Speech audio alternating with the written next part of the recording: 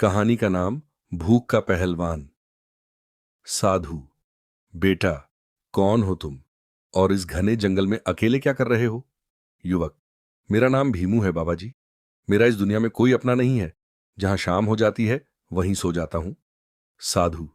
अगर ऐसा है तो मेरे आश्रम चलो, वहां भोजन भी मिलेगा और रहने की जगह भी। भीमू। मैं चल तो जाऊंगा बाबा जी, लेकिन पहले मेरी एक बात सुन लीजिए।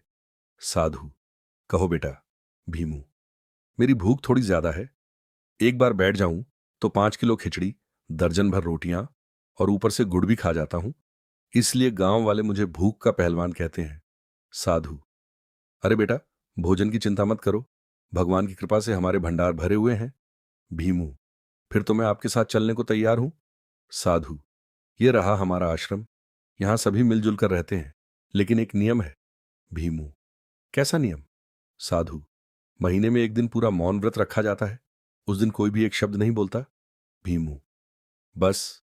बोलना नहीं है? साधु। हाँ, सूर्योदय से लेकर अगले दिन तक। भीमू। अरे बाबा जी, ये तो बहुत कठिन काम है। मैं तो खाना कम खा सकता हूं, लेकिन चुप नहीं रह सकता। साधु। नियम सबके लिए समान है। भीमू। ठीक है, मैं कोशिश करूंगा। अगले दिन मौन व्रत शुरू हुआ। पूरा आश्रम शांत था। भीमू ने पहले 1 घंटा किसी तरह काट लिया।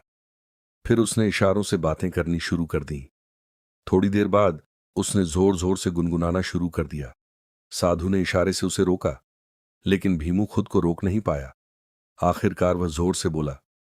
भीमू। बाबा जी, मैं हार गया। ये चुप रहना मेरे बस की बात नहीं। सारा आश्रम उसकी ओर देखने लगा। साधु मुस्कुराए। साधु। बेटा, तुमने आज एक बड़ी बात सीख ली। भीमू। कौन सी बात? साधु। इंसान को अपनी ताकत पर नहीं, अपनी कमजोरी पर विजय पाना सीखना चाहिए। ज्यादा खाना कोई महानता नहीं है। अपने मन और वाणी को नियंत्रित करना ही असली बल है। भीमू की आंखें झुक गईं। भीमू। बाबा जी, आज से मैं रोज थोड़ा कम बोलूंगा और अपने मन पर जीत पाने की कोशिश करूंगा। साधु। यही सबसे बड़ा तप है। उस दिन से भीमू आश्रम में रहने लगा। धीरे धीरे उसने अपनी आदत बदल ली। अब लोग उसे भूख का पहलवान नहीं, बल्कि धैर्य का पहलवान कहने लगे।